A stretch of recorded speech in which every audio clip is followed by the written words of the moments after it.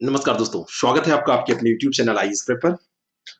Daily 30 हमने फिर से स्टार्ट किया है, लेकिन डेली 30 में अभी हम टॉपिक डिस्कस नहीं कर रहे हैं। जो छूटा हुआ करंट अफेयर है वो हम डिस्कस कर रहे हैं। जिनको भी बीपीएससी और यूपी पीसीएस 2020 का एग्जाम देना है या कोई अन्य परीक्षा देनी है, वो करंट अफेयर को इससे कवर कर लें। 2-3 दिनों में ये पूरा कवर हो जाएगा। उसके बाद में हम आगे फिर उसी प्रारूप में डेली 30 डिस्कस करेंगे। मैं हूं पांडे, आपका गाइड, आपका दोस्त।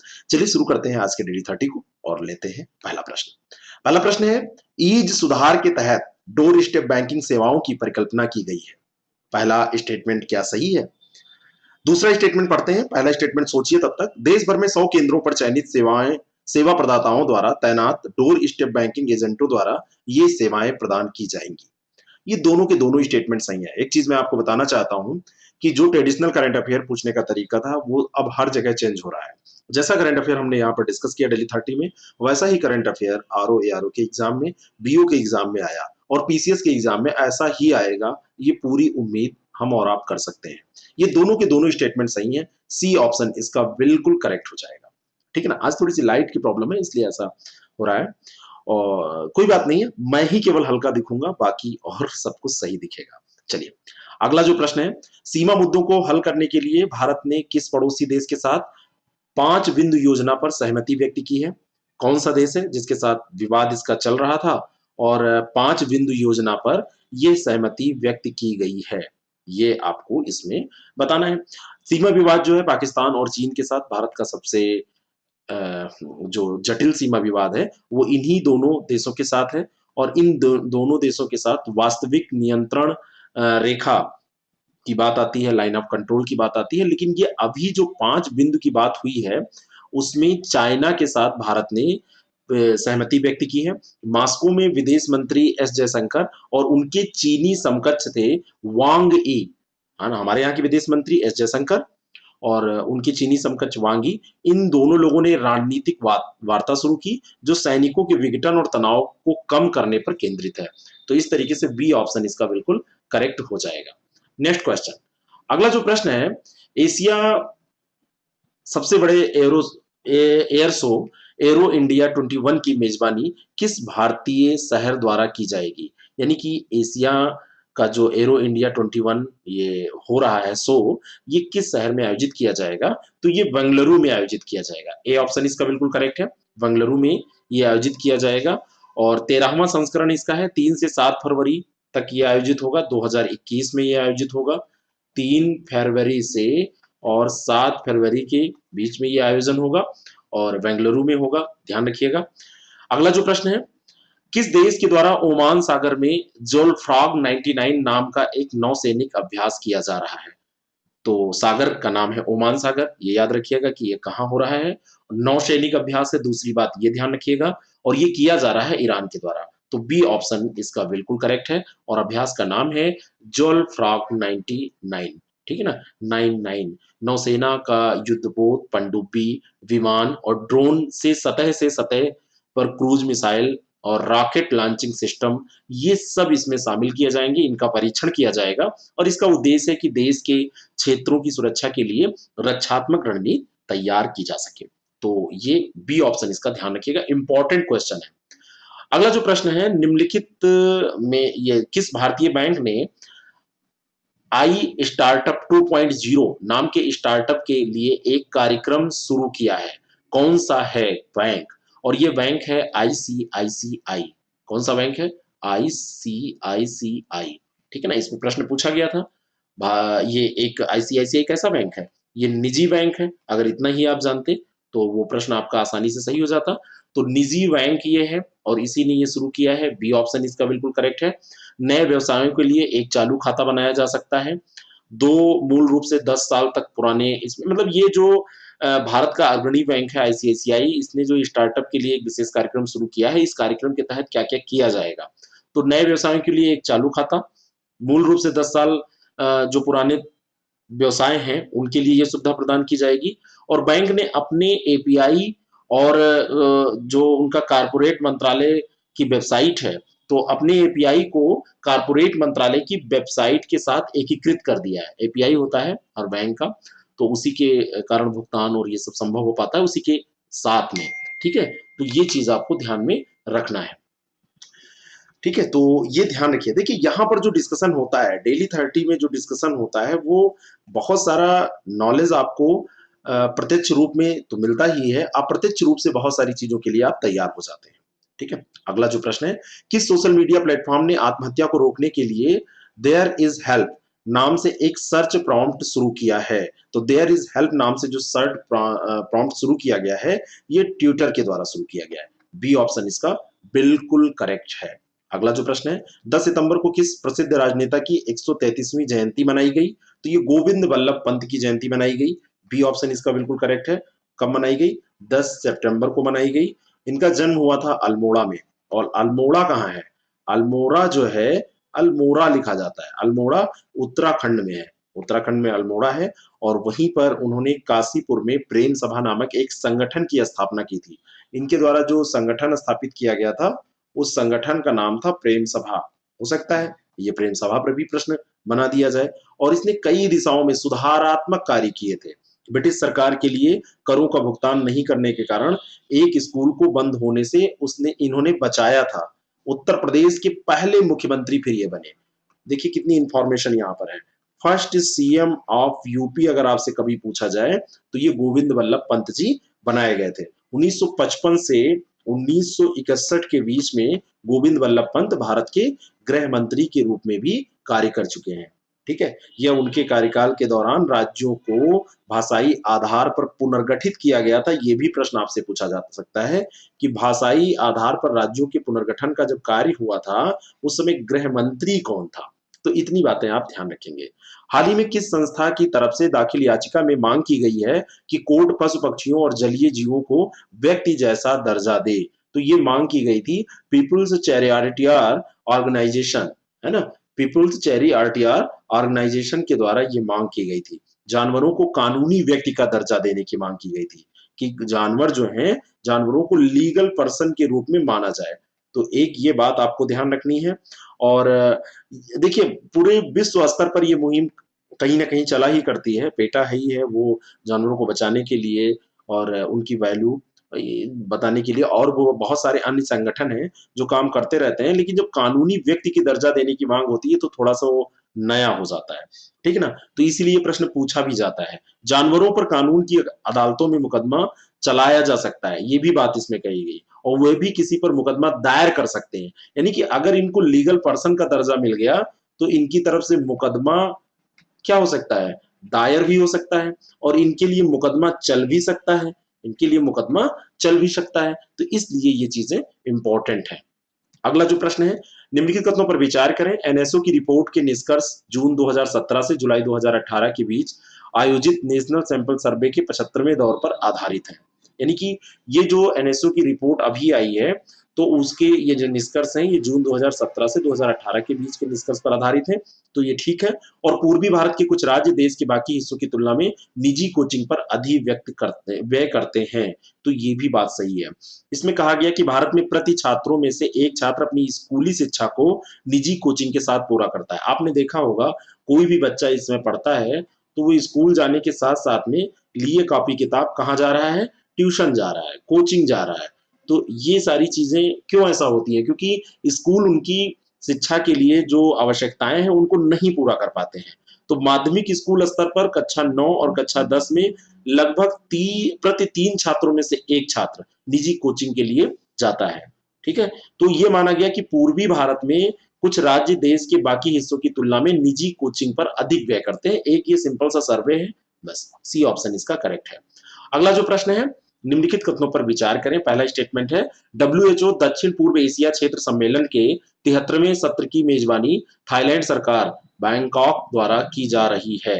पहला स्टेटमेंट बिल्कुल सही है। और इसके पूर्व सत्र की मेजबानी यहाँ पर दिया है कि नेपाल में की गई थी, यानी नेपाल में ये सत्र आयोजित किया गया था। तो मैं आपको बताना चाहता हूं कि इसके पहले ये जो सत्र है ये दिल्ली में आयोजित किया गया था। दिल्ली में ये आयोजित हुआ था, इसलिए इंपॉर्टेंट है, भारत में आयोजित हुआ था।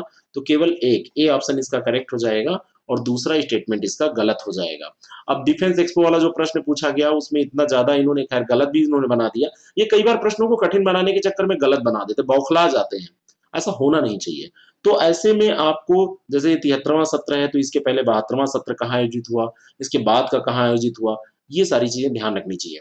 दक्षिण पूर्व एशिया 6 डब्ल्यूएचओ क्षेत्रों में से एक है और इस क्षेत्र में 11 सदस्य देश हैं। इसमें बांग्लादेश आता है, भूटान आता है, Democratic People's Republic of Korea आता है, Bharat, Indonesia, Maldives, Myanmar, Nepal, Sri Lanka, Thailand और तिमोर लेस्ते, ये सब इसमें आते हैं। तो ये आपको ध्यान में रखना चाहिए। मैप आप जरूर देखा करिए। अगला जो प्रश्न है, जिज्ञासा कार्यक्रम एक छात्र वैज्ञानिक संपर्क कार्यक्रम है और ये कार्यक्रम वैज्ञानिक और औद्योगिक अनुसंधान परिषद द्वारा केंद्रीय विद्यालय संगठन केवीएस के सहयोग से कार्यान्वित किया जाएगा। तो पहले तो जिज्ञासा कार्यक्रम के बारे में आप देखिए कि ये छात्र वैज्ञानिक संपर्क कार्यक्रम है कि नहीं है। तो पहला स्टेटमेंट तो सही है, या ऐसा ही है। और ये कार्यक्रम सीएसआईआर और केवीएस के सहयोग से, है ना, कि सीएसआईआर के द्वारा किया जाएगा। अगर द्वारा आपसे पूछे तो सीएसआईआर के द्वारा किया जाएगा और केबीएस की हेल्प से किया जाएगा। तो दोनों की दोनों बातें यहां पर सही हैं। सी ऑप्शन इसका बिल्कुल करेक्ट हो जाएगा। नेक्स्ट क्वेश्चन, राफेल विमान के बारे में कौन सा कथन सत्य यहां पर है, वो आपको बताना है। फ्रांस के डसाल्ट एविएशन द्वारा निर्मित twin engine multi role fighter jet है, बिल्कुल सही है। फ्रांसीसी वायुसेना और फ्रांसीसी नौसेना के लिए विकसित किया गया, ये भी सही है। फ्रांस, मिस्र और कतर के बाद राफेल विमान खरीदने वाला भारत जो है ये 4th कंट्री है, तो ये भी सही है। उपयुक्त सभी सही है। डी ऑप्शन इसका बिल्कुल करेक्ट है। 10 सितंबर 2020 को अंबाला वायुसैनिक अड्डे में विधिवत रूप से राफेल विमानों को अपने बेड़े में शामिल करने की बात हुई, यानी कि 10 सितंबर को शामिल किया गया। तो 10 सितंबर आया तो ये पहले ही था। भारत ने कितने विमान खरीदे हैं? भारत ने 36 विमान खरीदे हैं। भारत ने 36 विमान खरीदे हैं। सबसे बेसिक प्रश्न बन रहा है कहां से लिया गया है, तो ये फ्रांस से लिया गया है, ठीक है ना। और इस पर जो समझौते पर हस्ताक्षर हुए थे वो 2016 में ही हो गए थे। फ्रांस, मिस्र और कतर के बाद में राफेल विमान खरीदने वाला भारत चौथा देश है, ये भी ध्यान आपको रखना है। अगला जो प्रश्न है, हाल ही में दक्षिण भारत की पहली किसान रेल को आंध्र प्रदेश से नई दिल्ली के लिए रवाना किया गया। तो दक्षिण भारत की पहली जो किसान रेल है उसको आंध्र प्रदेश से नई दिल्ली के लिए रवाना किया गया, सही है। और ये रेलगाड़ी आंध्र प्रदेश के अनंतपुर से चलकर नई दिल्ली के आदर्श नगर तक आएगी। ये दोनों स्टेटमेंट बहुत इंपॉर्टेंट है। और यहाँ पर जो दूसरा स्टेटमेंट है और यहाँ पे 2 स्टेशन जो दिए हुए हैं, एक स्टेशन है अनंतपुर और दूसरा स्टेशन है आदर्श नगर, इनका नाम मत भूलिएगा। तो सी ऑप्शन इसका बिल्कुल करेक्ट हो जाएगा। और किसानों के लिए ये क्या करेगा, किसानों की फसल को बर्बाद होने से बचाएगा, अच्छे दाम दिलाने में मदद करेगा। जब मेंस आप करें, आजकल जो पीसीएस का पेपर चल रहा है मेंस का, उसमें क्वेश्चन तो लग रहा है बनाए ही नहीं गए, वैसे दे दिए गए। लग रहा है कोई छोटे बच्चे से एग्जाम लिया जा रहा है, हाई स्कूल इंटर लेवल का। बहुत सरल सरल प्रश्न बनाए जा रहे हैं, क्यों ऐसा किया जा रहा है पता नहीं। भारत ने किस देश के साथ acquisition and cross serving agreement, acquisition and cross service agreement ACSA, ये जो होता है इस पर हस्ताक्षर किए हैं? तो सबसे पहले आप ये जान लीजिए कि एसीएसए जो है ये जापान की सेल्फ डिफेंस फोर्सेस और भारत के सशस्त्र बलों के बीच में आपूर्ति और सेवाओं की सुचारू प्रावधान की सुविधा प्रदान करेगा और जापान के साथ ये किया गया है ना।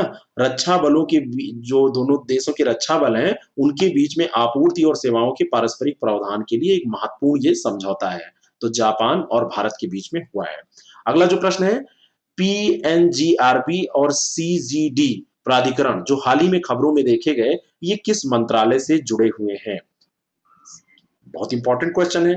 तो पीएनजीआरबी प्राकृतिक पेट्रोलियम और प्राकृतिक गैस नियामक बोर्ड इसका मतलब है।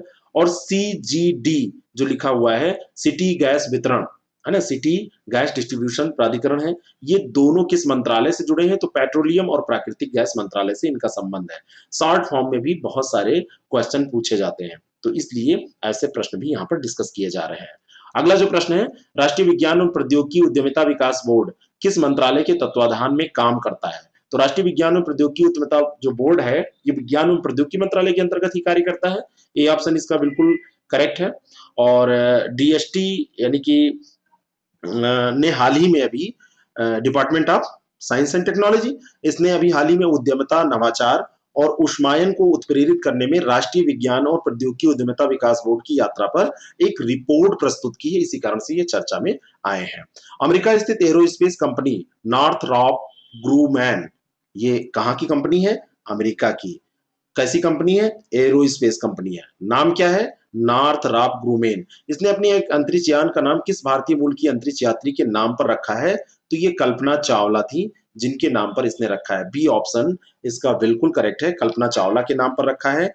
और आपको बताना चाहता हूं कि ये जो कंपनी है इसका अगला स्पेस स्टेशन रिस्प्लाइसिफ है, जो एक NG-14 साइग्नस अंतरिक्ष यान है जिसे SS कल्पना चावला नाम दिया गया है। तो इसका जो पूरा नाम है वो SS कल्पना चावला नाम दिया गया है। प्रत्येक सिग्नस जहाज का नामकरण किसी व्यक्ति के नाम पर ही ये करता है। तो भारत की कल्पना चावला के बारे में गूगल कर लीजिएगा, पढ़ेंगे आपको आनंद आ जाएगा कि कल्पना चावला के कारण देश को कितना फक्र महसूस होता है। नहीं रही, ये दुख है। अगला जो प्रश्न है, निम्नलिखित कथनों पर विचार करें। हाल ही में पर्यटन मंत्रालय की देखो अपना देश वेबिनार श्रृंखला में पंजाब एक ऐतिहासिक परिप्रेक्ष्य शीर्षक से पंजाब की विरासत का प्रदर्शन किया गया। इसमें बहुत सारे प्रदर्शन हो चुके हैं। उस वेबिनार प्रदर्शन में ये भी हुआ उस श्रृंखला में। पंजाब का अर्थ 5 नदियों झेलम, चिनाब, रावी, सतलुज और ब्यास की भूमि है। पंजाब, 5 की बात इसमें हो रही है। और ये क्या 5 झेलम, चिनाब, रावी, ब्यास और सतलुज है? तो ये बिल्कुल सही है। सतलज या सतलुज एक ही बात है। दोनों के दोनों स्टेटमेंट सही है। सी ऑप्शन इसका बिल्कुल करेक्ट हो जाएगा। पंजाब के कई त्योहार हैं जो आपसे पूछे जा सकते हैं। तीज है, लोहड़ी है, बसंत पंचमी, बैसाखी, होला मोहल्ला, ये सब मनाए जाते हैं। इस बार जो क्वेश्चन पूछा गया था उसमें कई अलग अलग के दे दिए थे, है ना। जैसे मान लीजिए कि उसमें एक लावड़ी दे शायद दिए था, और ऐसे मतलब कई दिए थे जो आपको पता होगा कि वो महाराष्ट्र के हैं, गुजरात के हैं, तो आप एलिमिनेट करके उसको निकाल सकते थे। इसलिए अदर स्टेट का भी आपको पढ़ना चाहिए। अगला जो प्रश्न है, यूनेस्को द्वारा नवंबर 1966 में पेरिस में आयोजित हुए महासम्मेलन में 8 सितंबर को अंतर्राष्ट्रीय साक्षरता दिवस के रूप में घोषित किया गया। कल भी हमने इसको डिस्कस किया था।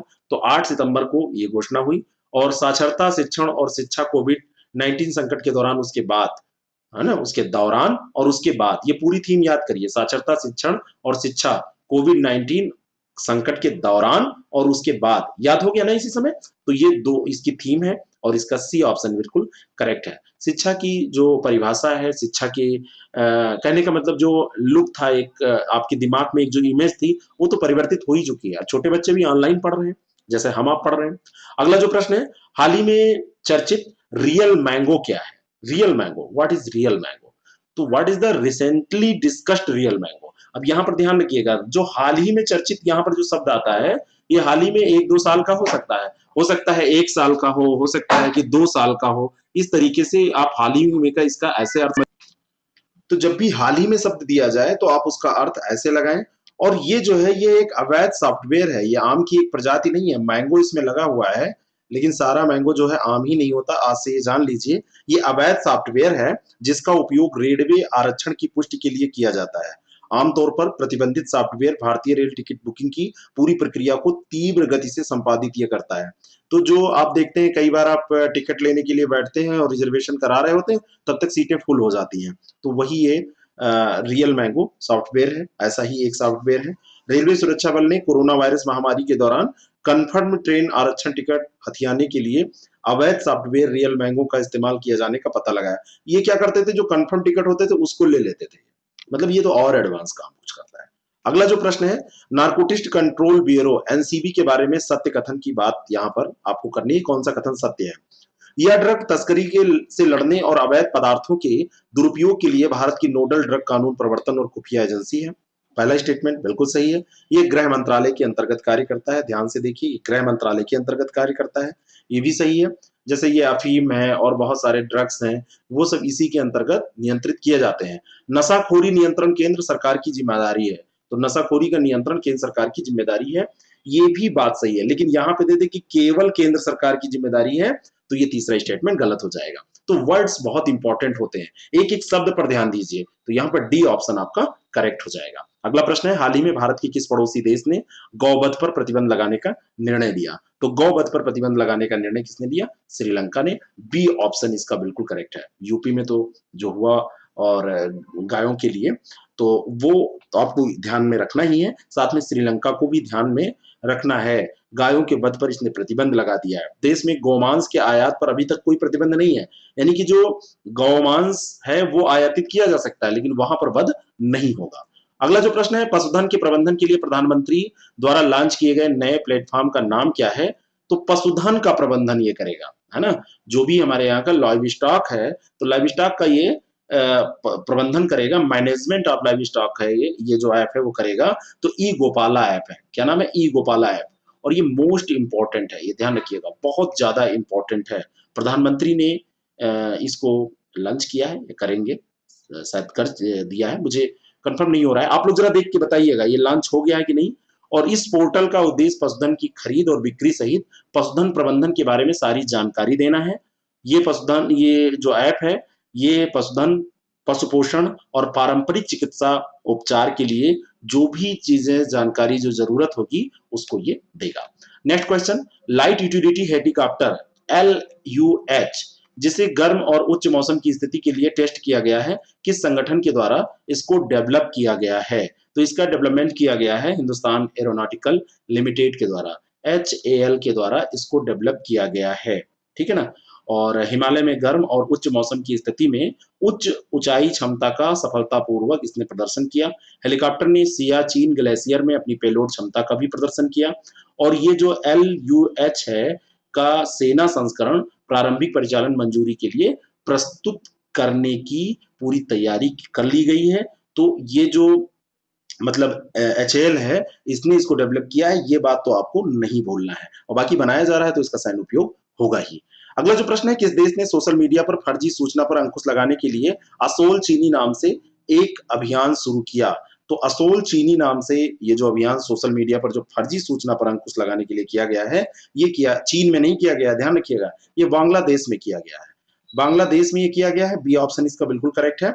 और ये सोशल मीडिया पर जो फर्जी सूचनाएं, भ्रामक सूचनाएं फैलती रहती हैं, देखते हैं आप ना, कई बार उनका जड़ से कुछ कोई आधार ही नहीं होता है सूचनाओं का, कहीं वो घटना घटित ही नहीं होती है और लगता है कि बहुत करोड़ों लोगों तक पहुंच गई वो, बहुत लोग उससे प्रभावित भी हो जाते हैं और आक्रामक हो जाते हैं, लेकिन वो असल में होती नहीं है। तो असोल चीनी अभियान, इसका मतलब असली चीनी का उद्देश्य जो है वो क्या है? नकली सूचनाओं और अफवाहों को रोकने के लिए डिजिटल साक्षरता को बढ़ावा देना। जो डिजिटल लिटरेसी है, डिजिटल लिटरेसी को बढ़ावा देने के लिए इसको शुरू किया गया है। और इस 3 महीने के लंबे अभियान को लागू करने के लिए एक डिजिटल प्लेटफॉर्म है, दरबार 21.DURBAR21.org, है ना। तो इसको बनाया गया है, तो ये ध्यान रखिएगा, बी ऑप्शन इसका बिल्कुल करेक्ट है, असोल चीनी, बांग्लादेश। साक्षरता के लिए यूनेस्को कन्फ्यूशियस पुरस्कार 2020 प्रदान किया गया। घाना में जस्ट कमिट फाउंडेशन के द्वारा, मैक्सिको में university centre for social participation के द्वारा, यमन में जनरल लिटरेसी ऑफिस इन साना, तो द्वारा नहीं, सॉरी, साक्षरता के लिए जो यूनेस्को कन्फ्यूशियस पुरस्कार है, ये द्वारा नहीं, सॉरी मैं गलत बोल रहा था, तो इन सबको दिया गया है। ये घाना में है, ये मैक्सिको में है और ये यमन में, इन सबको दिया गया। एक्सट्रीमली सॉरी, फिर से मैं बोल रहा हूँ, यूनेस्को कन्फ्यूशियस पुरस्कार 2020 इन तीनों को प्रदान किया गया। में का मतलब यह है कि यहां पर ये स्थित है, तो डी ऑप्शन इसका बिल्कुल करेक्ट हो जाएगा। नेक्स्ट क्वेश्चन, यूपीपीसीएस के लिए जो भी लोग हैं या बीपीएससी जिनको देना है आगे, तो वो लोग इसको क्लास को फॉलो करें। और ये करंट का बहुत अच्छा, ये इस समय आपका रिवीजन चल रहा है, या आप नए क्वेश्चन भी देख सकते हैं, हो सकता है आपके लिए नया हो, तो ये तैयारी आप करते रहें, ये बहुत ही इंपॉर्टेंट श्रृंखला है। हाँ, मैं आपको एक सूचना देना चाहता हूँ, जिनको भी आरओ एआरओ मेंस की तैयारी करनी है, बहुत सारे लोगों ने मुझे मैसेज भी किया है ऑलरेडी, तो उनके लिए जल्दी अनाउंसमेंट होगा, तो आप हमसे जुड़े रहें। अगर चैनल को अभी सब्सक्राइब आपने नहीं किया तो कर लें, और जल्दी ही सूचना दी जाएगी। और मेंस की तैयारी कैसे होती है वो आप तभी देख पाएंगे। कहने का मतलब ये है कि खिलवाड़ नहीं, बहुत अच्छे तरीके से, ये नहीं कि बस किसी तरीके से वो कर दिया गया अनाउंसमेंट, बस थोड़ा बहुत मैटर देके, ऐसा नहीं, अच्छे से हम लोग करेंगे। तो ये चीज मैं आपको सूचित कर रहा हूँ आज, और जल्दी ही इसका एक डिटेल शेड्यूल और कब से यहाँ पर स्टार्ट होगा पूरा प्रोग्राम, ये मैं बता दूंगा आपको। 2020 यूनेस्को किंग सेजोंग साक्षरता पुरस्कार प्रदान किया गया, किसे प्रदान किया गया? तो 2020 का 2020 का जो किंग सेजोंग साक्षरता पुरस्कार है, ये नेपाल में एजिंग नेपाल और ब्रिटेन में यूनाइटेड वर्ल्ड स्कूल, इन दोनों को प्रदान किया गया है। तो इसका सही उत्तर सी है, ठीक है, तो इन दोनों को प्रदान किया गया है, ध्यान रखिएगा। नेक्स्ट क्वेश्चन, वैश्विक बहुआयामी निर्धनता सूचकांक एमपीआई के बारे में सही कथन आपको बताना है। वैश्विक बहुआयामी निर्धनता सूचकांक 2020 के अनुसार भारत 107 देशों में 62वें स्थान पर है। क्या ये सही है? सही बात है। इस सूचकांक में पाकिस्तान 73वें स्थान पर है, ये भी सही है, क्योंकि पड़ोसी देश है, इससे तुलना करा के आपसे प्रश्न पूछा जा सकता है। और वैश्विक जो एमपीआई निर्धनता को लेकर 107 विकासशील देशों को कवर करने वाला जो ये संगठन है, मतलब 107 विकासशील देशों को ये कवर कर रहा है, अंतरराष्ट्रीय एक उपाय है ये। तो ये भी बात सही है, डी ऑप्शन इसका बिल्कुल करेक्ट है। वैश्विक बेईमानी निर्धनता सूचकांक 107 देशों को शामिल करता है। तो अगर सी गलत हो जाएगा तो पहला भी गलत होने के चांसेस है, क्योंकि 107 देशों की बात यहां भी की गई है, लेकिन यहां पर सब सही है, डी ऑप्शन। अगला जो प्रश्न है, हाल ही में भारत द्वारा हाइपरसोनिक मिसाइल तकनीक का सफलतापूर्वक परीक्षण किया गया है, पहला स्टेटमेंट। और दूसरा स्टेटमेंट है कि भारत हाइपरसोनिक तकनीक विकसित करने वाला अमेरिका के बाद दूसरा देश बन गया है। तो हाइपरसोनिक मिसाइल का तकनीकी तौर पर सफलतापूर्वक परीक्षण किया गया, ये सही है, लेकिन भारत ऐसा करने वाला दूसरा नहीं, ये चौथा देश बना है। और भारत के पहले अमेरिका, रूस और चीन कर चुके हैं, यूएसए कर चुका है, और रशिया कर चुका है, और रसिया के बाद में चाइना कर चुका है, और चाइना के बाद में ये इंडिया कर रहा है, भारत कर रहा है। तो पहला सही हो जाएगा, दूसरा गलत, ए ऑप्शन इसका करेक्ट है। अंतिम प्रश्न, मौसम विज्ञान विभाग आईएमडी के आंकड़ों के अनुसार इस वर्ष अगस्त में बारिश वर्ष 1926 के बाद सर्वाधिक 32.7 सेंटीमीटर हुई है, क्या ये बात सही है? बिल्कुल सही बात है, और ये बारिश हुई है। और लगभग 1926 के बाद में लगभग ये 100 साल पूरे होने वाले हैं, 94 साल, 94 आप लिखिए, तो 94-95 सालों के बाद में इतनी बारिश हुई है। और अगस्त में 1926 में 34.8 सेंटीमीटर वर्षा दर्ज की गई थी, है ना? तो ये दोनों के दोनों स्टेटमेंट सही हैं। कभी कभी ऐसे प्रश्न भी आपसे पूछे जाते हैं। तो आप हमसे जुड़े रहें। यूपीपीसीएस का अगर आप एग्जाम दे रहे हैं तो टेस्ट सीरीज आप अभी भी लेके प्रैक्टिस कर सकते हैं। लाभ उसका क्या मिलता है ये आप उन लोगों से पूछ सकते हैं जिन्होंने बीओ और आरओ की परीक्षा में या पीसीएस 2019 में परफॉर्म किया है, आप भी उसके प्रतिभागी हो सकते हैं। Thank you very much, all the best. ऐसे ही जुड़े रहें, ऐसे ही प्यार बनाते रहें, जिससे मैं आपके लिए काम करता रहूं। फिर मिलते हैं कल डेली 30 में, साथ में अन्य किसी कार्यक्रम में आपसे भेंट हो सकती है।